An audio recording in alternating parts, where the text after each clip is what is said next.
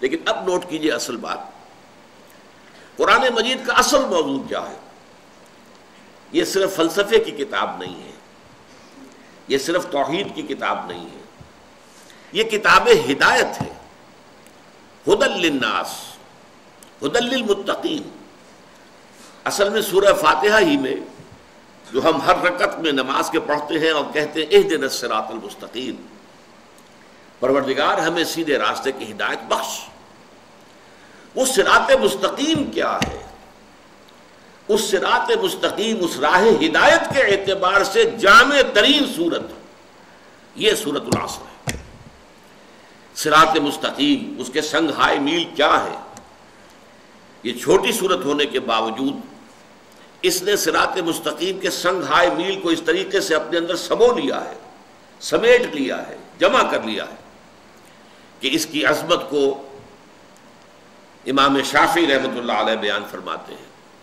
اب دیکھیے میں ان کا قول نقل کر رہا ہوں، ائمہ اربعہ میں سے بہت اونچا مقام ہے امام شافعی کا، اگرچہ امام اعظم ہمارے نزدیک فقیہ ہونے کے اعتبار سے اور اسلام کے قانونی پہلو کے اعتبار سے سب سے بڑا جو مقام سب سے اونچا ہے وہ امام ابو حنیفہ رحمۃ اللہ علیہ کو حاصل ہے، لیکن واقعہ یہ ہے کہ بعض اعتبارات سے امام شافعی کا رتبہ بہت بلند ہے۔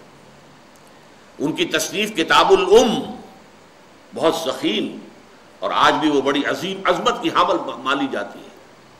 اصول فقہ انہوں نے مرتب کیے سب سے پہلے۔ بہرحال امام شافعی کا تھوڑا سا تعارف کرانے کے بعد اب ان کے دو قول میں آپ کو سنانا چاہتا ہوں۔ ایک قول کے مطابق فرماتے ہیں لو تدبر الناس هذه السورۃ لوسعتهم، اگر لوگ صرف اس ایک سورت پر تدبر کریں، غور و فکر کریں، سوچ بچار کریں تو یہ ان کی ہدایت کے لیے کافی ہو جائے گا۔ ایک اور قول جسے مفتی محمد عبدہ کا بہت مشہور ہے تفسیر پارہ عم، اس میں انہوں نے نقل کیا ایک اور قول، وہ کہتے ہیں قرآن مجید میں اگر اس سورہ عصر کے سوا اور کچھ نازل نہ ہوتا تب بھی یہ لوگوں کے لیے کافی تھی۔